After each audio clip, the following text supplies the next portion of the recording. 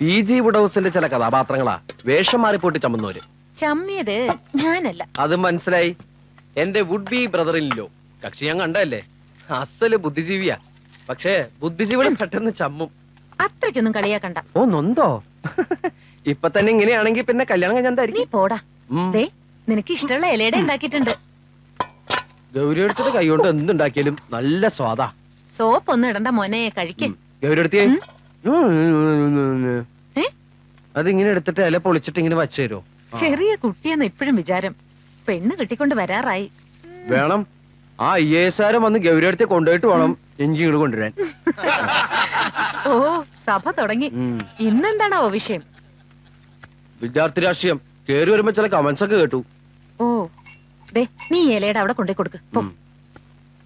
അല്ല, ഇലയുടെ എല്ലാവർക്കും തികയോ? രാത്രിയിലത്തേക്ക് പറഞ്ഞാൽ എനിക്ക് വേണം കേട്ടോ. കൊണ്ടേ കൊടുക്കടാ. ഓ, 4 ശ്ലോകം കേൾക്കാലെന്ന് വെച്ചിട്ടാ ഞാൻ ഇങ്ങോട്ട് വന്നത്. പൊളിറ്റിക്സ് ആണെങ്കിൽ ഞാൻ പോവാ. ചെല്ലേ ചെല്ലേ, കുട്ടികൾ പഠിക്കണ്ടോ നോക്ക്. ഈ ത്രിസന്ധിക്കോ? ഇപ്പോഴങ്ങോട്ട് ചെന്ന് അവര് ടിവിയുടെ മുമ്പിലുണ്ടാവും. അതും പഠിപ്പിന്റെ ഭാഗം തന്നെയാണെന്ന് അവര് പറയണേ. അടാ, എല്ലാവർക്കും ഓരോന്നേ ഉള്ളൂ. ഓ, ഈ സ്കൂൾ രാഷ്ട്രീയത്തെ പറ്റി വേണുവിന്റെ അഭിപ്രായം എന്താ? എന്റെ അഭിപ്രായം അടയില് കുറച്ചുകൂടി നാളികേരാവായിരുന്നു. എടോ, ഞാൻ ആരുടെ കാര്യമല്ല ചോദിച്ചേ, പിന്നെ സ്കൂൾ രാഷ്ട്രീയത്തെ പറ്റിയാ ചോദിച്ചേ. അത് എന്നെ ഞാൻ പറയണേ.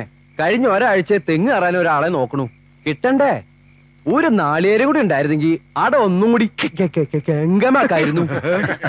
ഇപ്പോഴത്തെ കുട്ടികളുടെ ഒക്കെ വർത്തമാനം കേട്ടാലേ ഒരക്ഷരം മനസ്സിലാവില്ല. ശരിയാ, ഒരക്ഷരം മനസ്സിലാവില്ല.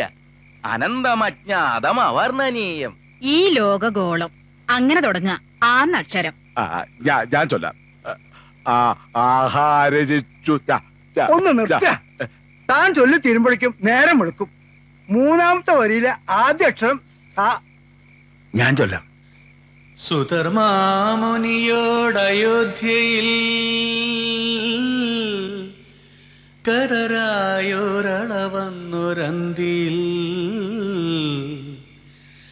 അതിചിന്ത വഹിച്ചു സീത പോയി സ്ഥിതി ചെയ്ത കണ്ടുപോവാൻ കണ്ടൊരു നേരം. എന്താ ചെയ്യേ?